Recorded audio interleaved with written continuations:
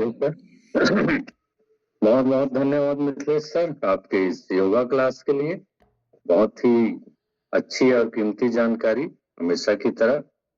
और साथ में धन्यवाद मैं करना चाहूंगा शिवचरण सर और तुलसीराम सर का, कि न केवल वो लोग अपने स्वास्थ्य का ध्यान देते हैं, बल्कि हमारे जो देश के भविष्य हैं, जो छोटे छोटे बच्चे हैं, उनको भी आप ज्वाइन करवाते हो समय समय पर। जब भी आपको मौका मिलता है, मैंने कई बार देखा है, और बच्चे भी बहुत खुशी खुशी और बहुत अच्छी तरीके से योगा कर रहे थे। तो इसके लिए जितनी तारीफ की जाए उन बच्चों की, और उन बच्चों को जो शामिल करने वाले तुलसीराम सर और शिवचरण सर हैं, उनको भी मैं साधुवाद देना चाहूंगा।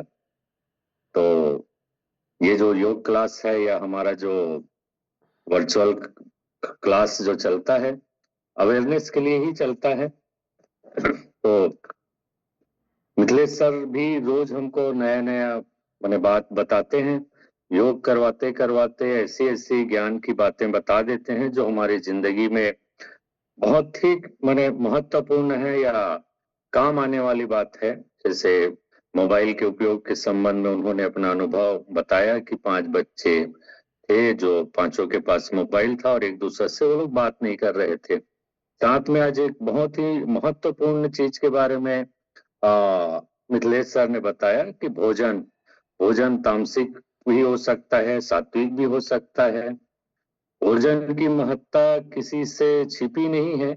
या मान के चलिए कि आजकल के जो जिंदगी है, उसमें हम लोग भोजन के प्रबंध के लिए ही काम करते हैं। भोजन अति आवश्यक चीज है। भोजन कैसे करना चाहिए, कौन सा भोजन सात्विक है, कब कौन सा भोजन तामसिक है, कौन सा भोजन किस टाइम करना चाहिए, ये सब चीज की जानकारी मैं भी देते रहता हूँ हमारे क्लब में। और मिथिलेश सर ने आज विशेष रूप से भोजन के बारे में बताया कि हमको हमेशा सात्विक भोजन की ओर जाना चाहिए, तामसिक भोजन से दूर रहना चाहिए, क्योंकि जैसे खाएंगे अन्न वैसा बनेगा मन, हमारे शास्त्रों में भी लिखा गया है। लेकिन क्या हो कि अगर जिस भोजन को हम अपने जिंदगी के लिए खाते हैं, अपने अच्छे स्वास्थ्य के लिए खाते हैं, वही भोजन हमारी मौत का कारण बन जाए। चाहे वो भोजन सात्विक या तामसिक कुछ भी हो सकता है। अगर आप जिस भोजन को सात्विक समझ के भी आप भोजन को खा रहे हैं कि वो आपको पोषण दे करके, लेकिन क्या हो कि वो आपकी जान ले ले। ऐसे कई भोजन हैं जो अनजाने में ही अगर हम उसका सेवन करते हैं, तो वो हमारी मौत का कारण भी बन सकता है, जो हमारे किचन में अभी रखा हुआ है। तो इसके बारे में मैं आज कुछ मैंने बातें बताऊंगा कि कौन से ऐसे भोजन हैं जो आपको सही में मौत दे सकते हैं। इतना जहर उनके अंदर है कि वो आपकी मृत्यु का कारण बन सकता है। लेकिन ये जो बातें मैं बताऊंगा, ये कहीं सुनी बात नहीं होगी। हमेशा की तरह रिसर्च बेस, मेडिकल साइंस में, हमारे धर्म शास्त्र में, और जितनी भी बातें हैं मैं रिसर्च बेस ही बात करता हूँ। कहीं सुनी बात पर उतना ज्यादा मैं खुद विश्वास नहीं करता हूँ, और न ही मैं यहाँ बताने की कोशिश करता हूँ, और न ही डराने की कोशिश करता हूँ। इस बात को जो आज जितने भी मैं खाने का नाम बताने वाला हूँ, ये आपकी मृत्यु का कारण तो बन सकती है, लेकिन इससे आपको डरना नहीं है, अवेयर रहना है। अगर आज आप अवेयर रहेंगे तो हो सकता है कि आप इससे बच पाए। तो कुछ एक खाने ऐसे हैं, और उसका वैज्ञानिक कारण और उसका रिसर्च के बारे में भी मैं चर्चा करूंगा कि क्यों ये ऐसा माने जहर बन जाता है। कुछ जो खाने में जो बताने वाला हूँ, जो हमारे किचन में सामान्यतः रहते हैं। तो सबसे पहला जो खाना है जो आपके लिए जहर बन सकता है, उन्हें वही जहर जो हमारे मौत का कारण बनता है। तो सबसे पहले जो खाना है वो है आलू। आलू के बारे में बहुत माने गलत चीजें माने फैली हुई हैं, लेकिन आलू की मैं हमेशा तारीफ करता हूँ कि आलू अपने संगति के कारण बिगड़ता है। उन्हें अपने आप में आलू एल्केलाइन सब्जी है, जिस सारी चीज की बात करते हैं। लेकिन आलू जहर कैसे बन सकता है? आलू से मोटापा आ सकता है, आलू से शुगर हो सकता है, आलू से कोलेस्ट्रॉल बढ़ सकता है, बहुत सारी चीजें हम लोग जानते हैं। लेकिन मैं आज बात कर रहा हूं कि आलू जहर हो सकता है जो आपकी जान ले सकता है। तो ये कैसे? तो ये आलू ऐसा कि आप देखिए अपने किचन में, या भी होगा तो, या भविष्य में आप ध्यान रखिए कि जो हरा आलू रहता है, आप लोगों ने देखा होगा कि कई बार आलू अपने कलर से भिन्न हरा हो जाता है, कुछ पार्ट में हरा हो जाता है, या कई आलू पूरे तरीके से माने हरे होते हैं। तो ये जो हरा आलू है, ये दो कारण से होता है। एक तो उसमें क्लोरोफिल रहता है, और एक सोलेनेस नाम का एक केमिकल रहता है। तो हमेशा की तरह मैं अभी भी कहूंगा कि आप केमिकल फार्मूला को बिल्कुल याद मत रखिए। अगर याद ना रखना चाहें तो क्या क्लोरोफिल क्या सोलेनेस बिल्कुल याद मत रखिए, लेकिन हरा आलू याद रखिए। अगर आलू हरा है तो मान के चलिए इसमें दो केमिकल हैं, क्लोरोफिल और सोलेनेस। और क्लोरोफिल तो खैर हानि रहित है, इससे आपके शरीर को कोई हानि नहीं देगा। क्लोरोफिल के कारण जो पौधे हैं वो हरा दिखाई देता है, वो भोजन बनाने की प्रक्रिया है, हम लोगों ने पढ़ा है। लेकिन जो दूसरा जो तत्व है सोलेनेस, सोलेनेस आपके शरीर में जाके जहर का काम कर सकता है, और वैज्ञानिकों का कहना है कि ये न्यूरोटॉक्सिन जहर है। न्यूरोटॉक्सिन और होमोटॉक्सिन जहर के बारे में आप लोगों ने सुना होगा। न्यूरोटॉक्सिन वो जहर है जो हमारे ब्रेन पर असर करता है। तो ये जो सोलोनेस है जो हरा आलू में रहता है, वो मान के चलिए कि न्यूरोटॉक्सिन जहर है। और न्यूरोटॉक्सिन जहर के लक्षण आप जानना चाहें तो अगर हरा आलू आप खाते हैं तो आपको सिर में दर्द, चक्कर आना, या पेट में दर्द, या उल्टी ये हो सकती है। तो वैज्ञानिकों का रिसर्च क्या कहता है?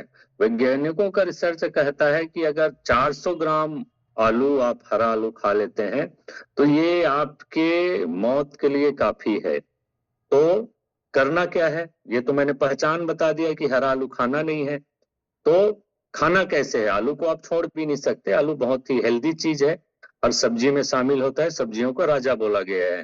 तो अगर आपको जब भी हरा आलू दिखे, तो अगर पूरा हरा है तो उसको बिल्कुल ऐसी जगह फेंकिए जहां जानवर भी ना खाएं। जानवरों के लिए भी ये हार्मफुल है। लेकिन अगर कुछ पार्ट अगर आलू का हरा है तो आप मान के चलिए कि उसको निकाल के आप सब्जी बना सकते हैं। लेकिन उस हरे वाले भाग को आप ऐसे जगह माने फेंकिए, या ऐसे माने गड्ढे में गड़ा दीजिए ताकि उसको कोई जानवर भी ना खा ले। तो ये पहला चीज है, जिस खाने को हम लोग हेल्दी समझ के खाते हैं या अपने जीवन की रक्षा के लिए खाते हैं, वो जहर बन सकता है। दूसरा चीज है जायफल, जिसको नटमेग्स बोलते हैं इंग्लिश में। जायफल मसालों के रूप में उपयोग होता है, लेकिन कई आयुर्वेदिक जो डॉक्टर हैं वो लोग भी इसको औषधि के रूप में देते हैं। खासकर ताकत संबंधी जितने रोग हैं उसके लिए जायफल का उपयोग होता है, क्योंकि ये गर्म प्रकृति का होता है। तो ये जो हाँ जायफल है, इसमें माइरिस्टिसिन नामक एक कंपाउंड पाया जाता है, और ये माइरिस्टिसिन ही न्यूरोटॉक्सिक है जो आपके शरीर के लिए हानिकारक है। लेकिन हम लोग तो जायफल यूज करते हैं मसालों में। तो हानिकारक कैसे हुआ? तो इसके जो ओवरडोज है, जो औषधि के रूप में अगर कोई प्रिस्क्राइब करता है डॉक्टर, तो ये आपके लिए जहर हो सकता है, वही जहर जो आपके मौत का कारण बन जाए। तो ये कितना जो डोज है वो आपके लिए हानिकारक हो सकता है, ये रिसर्च बेस में मैं बताता हूँ।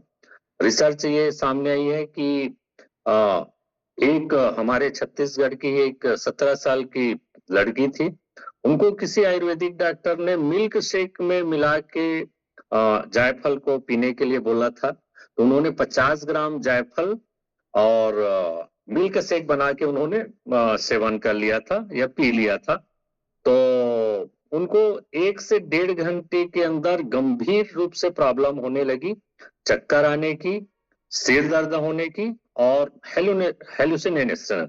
हेलुसिनेशन इंग्लिश शब्द है, इसको मान के चलिए बावलापन। बावलापन माने मान के चलिए कि जो हो ना रहा हो आपके आसपास उसका अनुभव हो, आप उड़ने लगे, आप तैरने लगे, या आपको ऐसी चीजें महसूस होने लगी जो असल में है ही नहीं। तो ये उस 50 ग्राम नटमेग या जायफल के मिल्क शेक पीने से हुआ था। और इसका जो लक्षण है वो 1 से 1.5 घंटा के अंदर आ सकता है। ये भी न्यूरोटॉक्सिक है, इससे गंभीर आपको प्रॉब्लम हो सकती है और कुछ कुछ केसों में मौत भी दर्ज किया गया है। ये रिसर्च की बात है।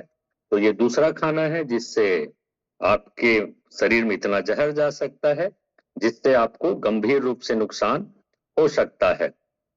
तीसरा चीज है, हमने स्कूलों में भी पढ़ा है लेकिन भूल गए हैं, कड़वा बादाम। कड़वा बादाम तीसरा वो चीज है जो आपके शरीर में इतना जहर प्रवेश करा सकता है जिससे आपको गंभीर रूप से हानि हो सकती है। असल में मार्केट में 2 तरीके से बादाम आते हैं, एक कड़वा बादाम और एक मीठा बादाम। लेकिन जब हम मार्केट से लेते हैं या दुकान से लेते हैं तो अक्सर वो मीठा बादाम ही रहता है। कड़वा बादाम को छांट कर अलग कर लिया जाता है। लेकिन कड़वा बादाम नुकसान क्यों करता है? क्या ऐसा केमिकल कंपाउंड मिला हुआ है कड़वा बादाम में जो हमको गंभीर रूप से बीमार कर सकता है या हमको मौत दे सकता है?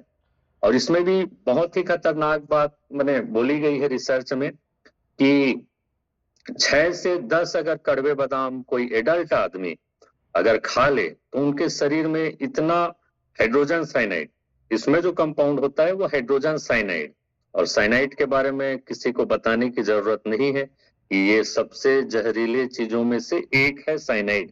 तो कड़वा बादाम में हाइड्रोजन साइनाइड रहता है। तो 6 से 10 बादाम अगर कोई एडल्ट आदमी खाता है तब भी गंभीर रूप से उसको जहर का प्रभाव दिख सकता है।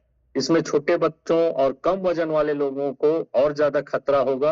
अगर जिनका वजन कम है या बच्चा छोटा है तो वो 2 से 3 जो कड़वा बादाम है वो ही गंभीर रूप से हानि कर सकता है। तो आप जब भी बादाम लें मार्केट से, आप अच्छी क्वालिटी का लें, अच्छे सोर्स से लें और चेक करते रहें। अगर खाते खाते कई बार हमको भी 1-2 कड़वा बादाम मिल जाता है तो उसको कीमती समझकर आप ना खाएं, उसको तुरंत ही फेंक दें। तो ये तीसरा चीज है जो मौत का कारण बन सकता है। ये जितनी भी चीजें बता रहा हूं ये इनका जो एकदम जो गंभीर परिणाम है वो आखिरी में मौत ही है, मौत हो सकती है। रिसर्च बेस में ये बोला गया है। ये तीसरी चीज मैंने बताया, पहला हरा आलू, दूसरा जायफल, तीसरा कड़वा बादाम, चौथा जो चीज है वो हमारे घर में बहुत उपयोग होता है और कई लोगों का फेवरेट चीज भी है, और ये है राजमा। अब राजमा तो बहुत ही फेमस डिश है हमारे देश का। राजमा चावल नाम से बहुत अच्छा डिश है, बहुत लोगों का फेवरेट भी है। तो ये राजमा कैसे खतरनाक हो सकता है? क्यों राजमा खतरनाक होगा? तो राजमा, अधपका राजमा के बारे में मैं बात कर रहा हूं। अगर राजमा या झुरगा हमारे छत्तीसगढ़ में अगर इनको अच्छे से पकाया जाए तो ये हानि रहित है। लेकिन अगर इसको अधपका यूज करेंगे तो भी ये गंभीर रूप से जहर का काम करेगा। और इसमें जो जहर का नाम है वो है लेक्टिन। लेक्टिन हमारे शरीर में जमा होके हमारे नसों को ब्लॉकेज कर सकता है, पेट में गंभीर बीमारी कर सकता है, हमारे लीवर और किडनी को डैमेज कर सकता है। तो क्या किया जाए? राजमा खाना छोड़ दिया जाए? तो राजमा खाना छोड़ना नहीं है, अवेयर होना है कि कैसे खाना है। तो आप अधपका राजमा बिल्कुल मत खाइए। राजमा को पकाने का या झुरगा को पकाने का जो तरीका है, इसको 2-3 घंटा पानी में भिगोइए, उसके बाद इतना उबालिए कि वो पूरा गल जाए या पूरा पक जाए। उसके बाद आप राजमा को मान के चलिए कि खा सकते हैं। और इसमें रिसर्च ये कहता है कि सिर्फ 5 से 6 दाने राजमा आपके शरीर में इतना जहर इंजेक्ट कर सकता है, या इतना जहर या इतना लेक्टिन आपके शरीर में डाल सकता है जिससे आपकी फिर से मौत हो जाए। तो 5 से 6 राजमा ही काफी है। तो आप सावधान रहिए, जब भी एक राजमा पकाएं तो मान के चलिए उसको 2-3 घंटा भिगोएं और उसके बाद उसको पकाएं। तो ये सेफ है। और ये जानकारी मैं अवेयरनेस के लिए ही दे रहा हूं कि अगर आपको अवेयरनेस रहेगी तो इन सब चीजों से बच सकते हैं। तो ये चौथी चीज हो गई। पांचवी चीज है ब्राउन राइस, जिसके बारे में आजकल डॉक्टर भर भर के पर्ची लिख रहे हैं कि ब्राउन राइस सेहत के लिए अच्छा होता है। और बिल्कुल सही बात है, ब्राउन राइस हमारे हेल्थ के लिए बहुत ही ज्यादा बेनिफिट है। और ब्राउन राइस का संबंध हमारे फाइबर कंटेंट से है। ब्राउन राइस ब्राउन इसलिए होता है कि उसको फाइबर को छोड़ दिया जाता है। तो फाइबर